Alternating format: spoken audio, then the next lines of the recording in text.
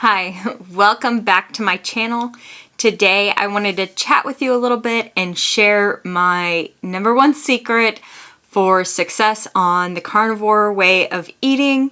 I think you'll find it kind of interesting because you can apply it to more than just the carnivore way of eating.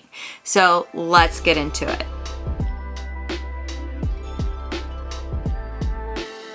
So first, I have been on this carnivore journey for almost 7 months now. It has been an up and down roller coaster. I have fallen off. I have gotten back on the wagon and fallen off again and gotten back on. Overall, I am finding a lot of success with it. I did start out this journey while taking ozempic. So that is something that you need to be aware of, that I was doing that in the beginning. I have since completely gotten off of that and I am just all carnivore now. During those 7 months, I have lost almost 65 pounds with carnivore. And since I started my weight loss journey in January, so 10 months worth of weight loss journey, I've lost over 95 pounds. So I'm working my way down and I've got a ways to go still, but I'm being mindful and being healthy about it. To review my last carnivore video, I was describing that as eating more than 50% of your diet as meat-based. Now, some people got confused. I'm sorry. Some would still consider that omnivore.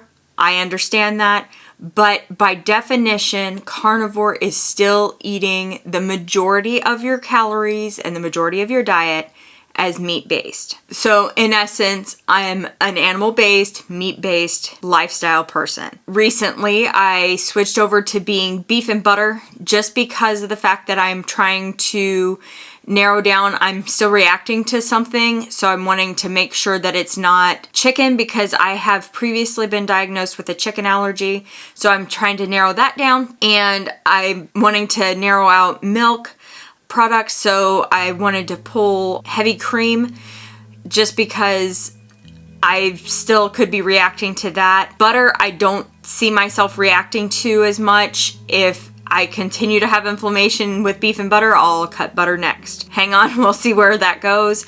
I'm gonna do that all the way up and probably through Thanksgiving and see how I'm doing and how things are going.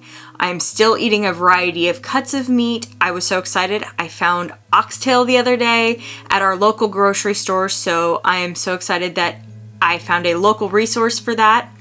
And so I'm going to be eating a variety of different cuts of beef, not just ribeyes all day long, even though I would love to eat ribeyes all day long. I need a variety of cuts of meat because different parts of the cow offer different nutrients. And I'm going to be trying new cuts of meat, such as liver. I wouldn't mind trying beef tongue, heart, different things like that, because I think that that's how you get a well-balanced diet, especially with this restricted way of eating. But other than that, that's a little bit about me. If you're new here, hi, welcome. My name is Megan. My husband Tommy, our niece Kaylin, and I all live in Southern Ohio, and we have 3 dogs and 2 cats, and life is wild, and we just like to share our life with you. Here lately, that's been a lot of carnivore. I also like to do product reviews. Coming soon, that's going to mean we're going to be doing Vlogmas again, different things like that. And I hope you stick around for this journey. Thank you so much for being here, and thank you for subscribing. Everything on my channel, I am, yes, a medical professional. I am a nurse, but please seek out your doctor's opinion before starting any new way of eating, before starting any new medication, stopping medication, things like that. Don't get your medical advice from the internet.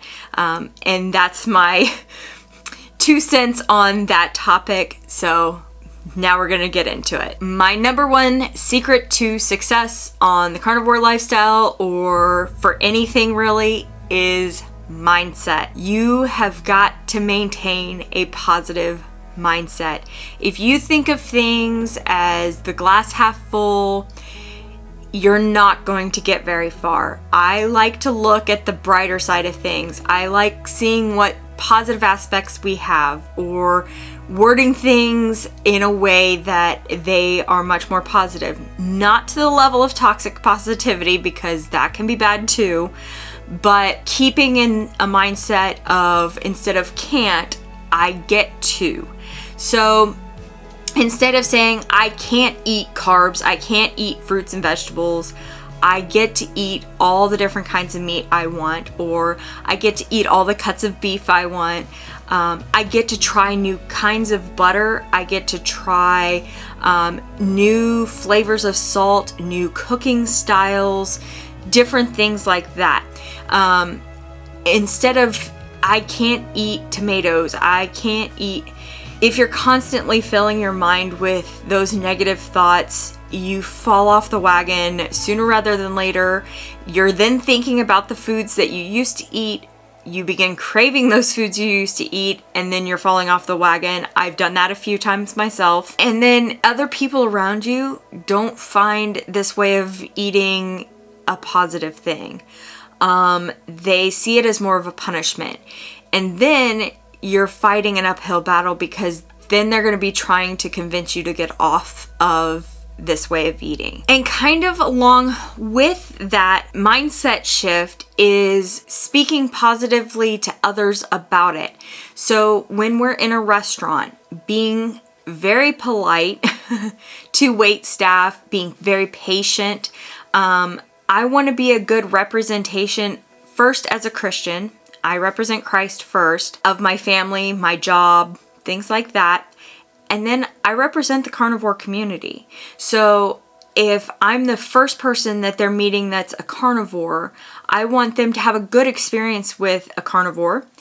And that way, if they meet another carnivore, they don't already have a bad experience in their mind and not want to serve another person well. I also like to look at things from an educational perspective. So as a nurse, we are taught to educate others. So if I can offer you some education on my why, I like to do that. I don't like to be dishonest. I don't say that I have an allergy unless I have an allergy that's diagnosed, because I don't find that necessary. I will say I have food sensitivities, or I choose to eat a certain way. My dietary restrictions are things like that, just to see if they can accommodate. And being willing to say, hey, can you accommodate my dietary restriction of X, Y, or Z? And you can do that with whatever your way of eating is. And again, please and thank you goes a long way. We don't know what they deal with in the kitchen. We don't know what they are dealing with that particular day at work or at home, in life in general. So we need to be polite and patient and have a smile on our face, because they are here to help us, and we want them to continue being willing to help us and not get disgruntled. You can get a lot better response with a little bit of niceness. Next, I think that along with mindset is you can't change other people. So I am responsible for me and me alone. I know my health better than anybody else. I know my own body.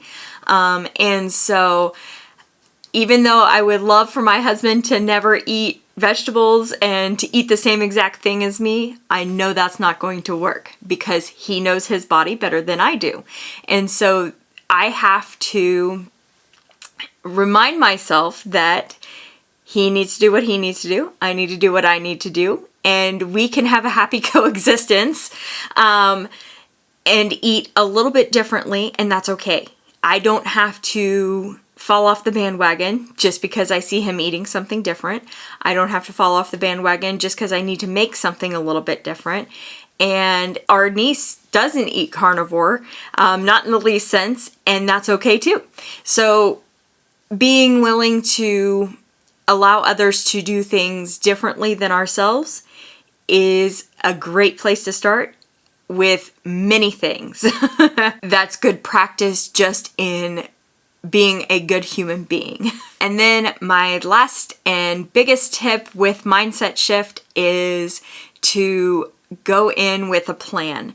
So I don't like to leave the house without a plan in mind. So if we're leaving the house for the day, I like to make sure that I kind of know what our plan for meals are, how I can kind of plan a backup just in case, so that I don't really have an excuse. If something doesn't work out, I've got a way of still eating or snacking to hold me over until I can get a solid meal. I'd like to carry Chomps beef sticks, carnivore crisps, different things like that with me. I like to have my Element electrolytes with me just to keep everything in place so that I'm prepared. When I recently went to a work conference, the lunches were provided. They didn't have carnivore as a dietary restriction, and that's okay. I didn't expect them to. I made sure that I had my carnivore crisps, a carnivore bar, which is just dried beef and tallow. I had a chomp stick, and then my electrolytes, along with some Irish breakfast tea with me. And when we got to lunch the first day, it was a salad and tomato basil soup, none of which I can eat. And I was still okay because I had enough that I could consume safely and could get to dinner where I could then pick my meal and have a lot more options available. It's all about being prepared, knowing kind of what you're walking into, and having a backup plan. This goes again with so many areas in life. We can't always plan for the inevitable, but we can kind of try to ward off some things that are coming and have some things in place to help support our needs just in case. I know today's video wasn't very long, but I really wanted to encourage you and help you out on whatever journey you're on. I'm always here to answer questions. I am always up for trying to figure things out and troubleshoot with you. Whatever may be going on, just leave me a comment down below. I do my best to answer them as quickly as possible. I love to interact with you, but that is all I have for you today. I can't wait to see you next time, but until then, bye for now.